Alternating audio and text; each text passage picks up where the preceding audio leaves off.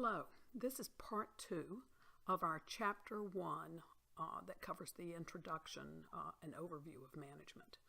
This second part of the recording looks at the tasks of management, in essence, the activities and responsibilities of managers. The 4 tasks of management, as defined by your book, as we've talked about, include planning, organizing, leading, and controlling. And that's what we're going to spend just a minute or two talking about now. We'll move through these 4 categories.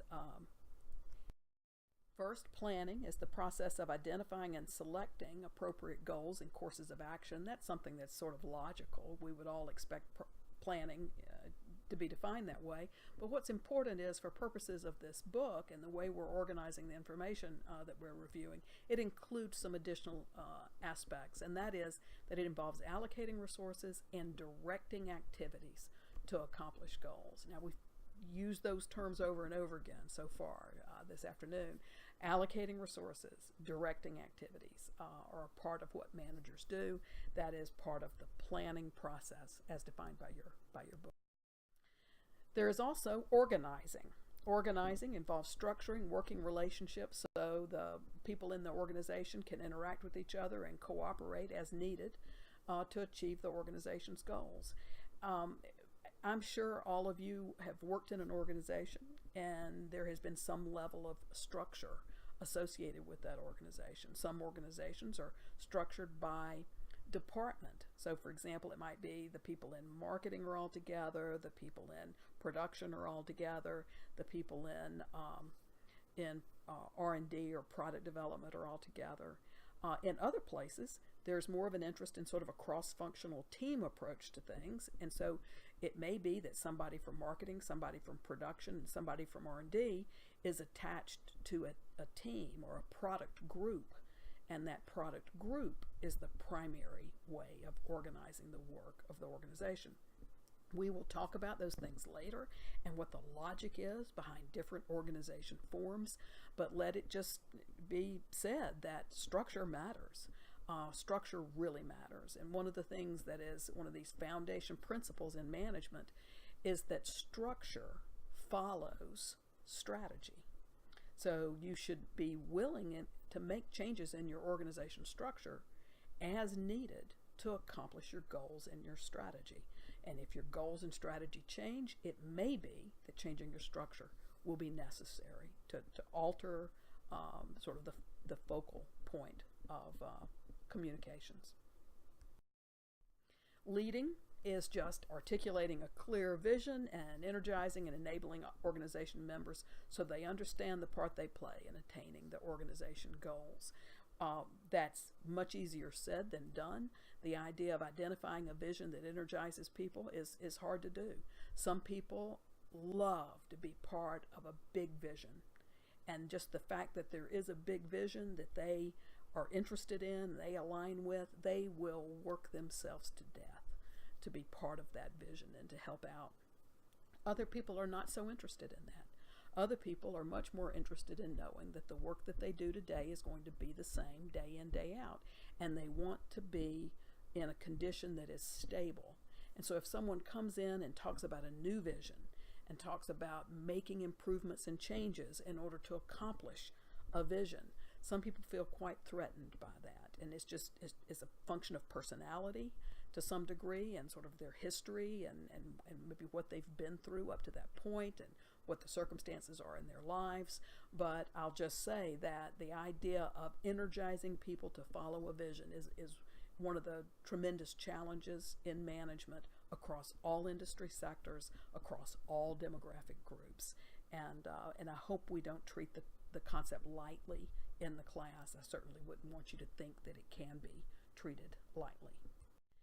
Controlling sounds overbearing, but it's not intended to be that way. Controlling is, in essence, being on top of what the numbers say, being on top of what's happening. So evaluating how well the organization is achieving its goals, and then taking action, corrective action if there's a problem.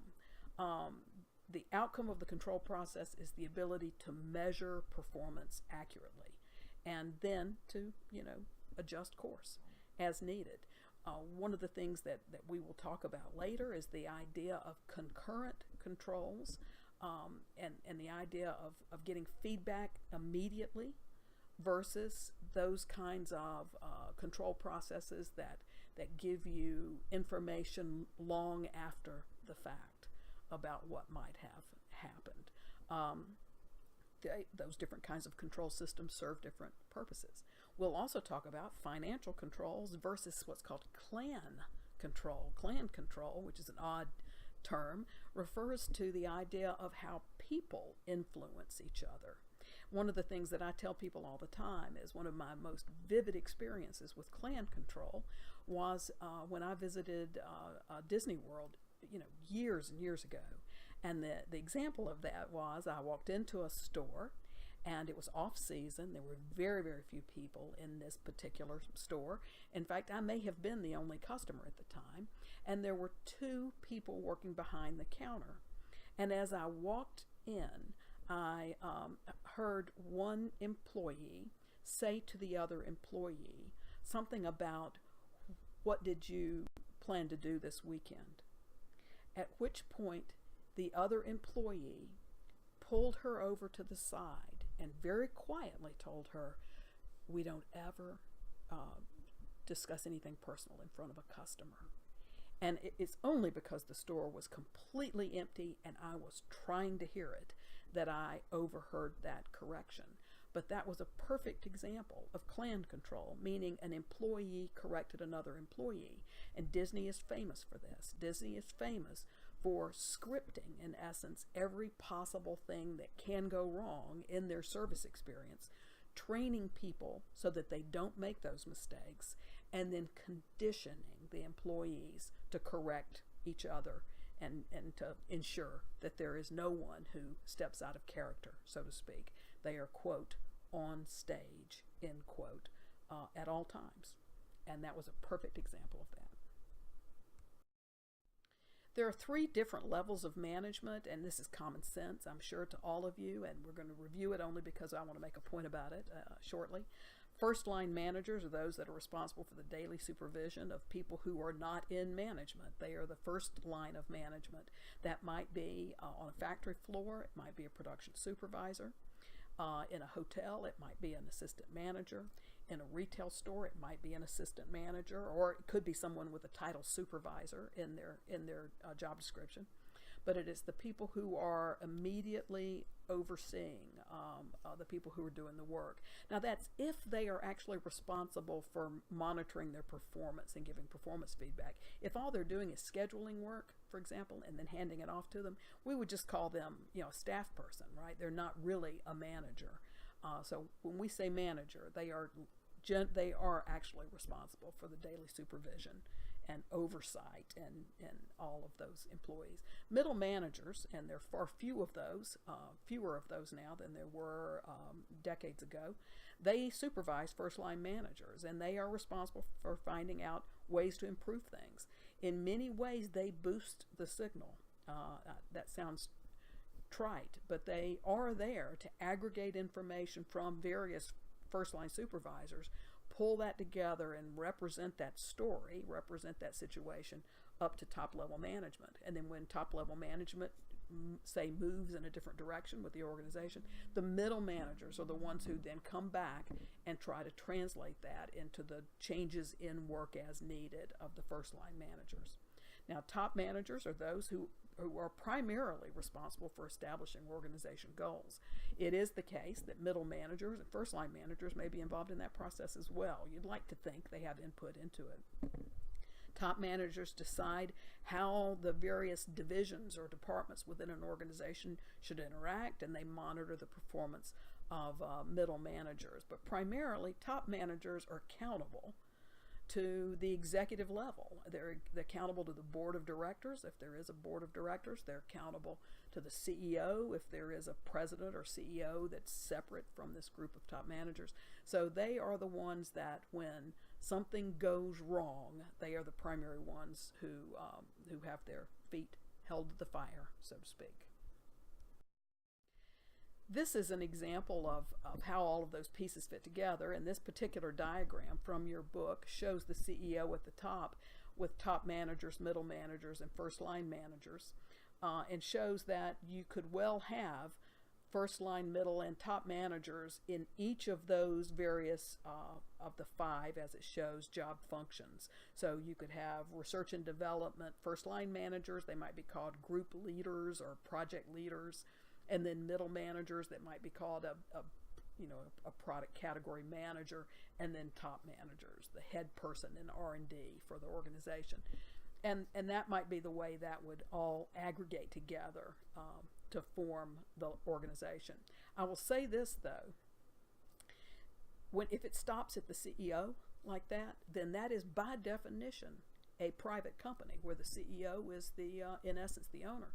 Because in the real world, if that is a publicly traded company, or for that matter, if it's any company that has financial investors, there will be a board of directors above that CEO.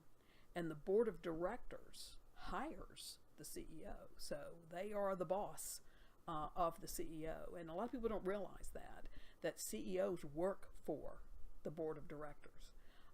Now, in private companies, the board of directors is voted on by the shareholders.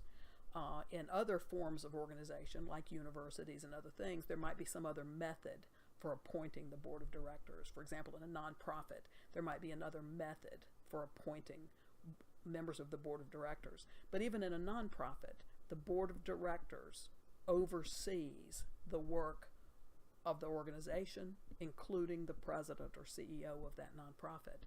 So that is something that a lot of people don't realize. I find if I had to pick sort of the topic that surprises most people who don't have any sort of business education at the undergraduate level, it is that this board of directors is actually the governing authority over organizations, the vast majority of organizations. You really have to be a sole proprietor or a partnership before you are free of that oversight of a board. So keep that in mind.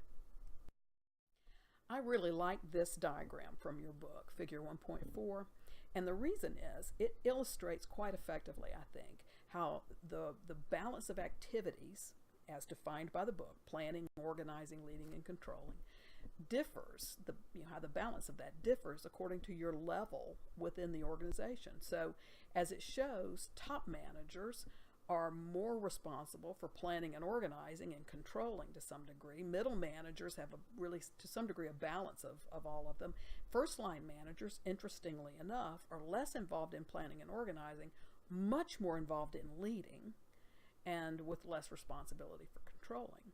So I want you to think about this. One of the discussion questions I have for you at the end of this class period relates to this. And in essence, it's saying, take a look at this, and I'm going to have you analyze a short case looking at the balance of activities like this. Okay, now we're wrapping up Chapter 1, and I'd like to revisit the learning objectives that we had for this chapter. We wanted you to be able to describe what management is, why management is important, and what managers do. And I believe that after going through these materials and everything, that you will have mastered that. We also want you to be able to understand the relationship between resources and activities and organization performance. If you recall, we used 2 models to address that issue, and those 2 models are not in your chapter, you may have noticed. One was the value chain model, and it talked about primary value-adding activities and support value-adding activities. We will use that material again and again throughout the semester. You will definitely see it in your academic program.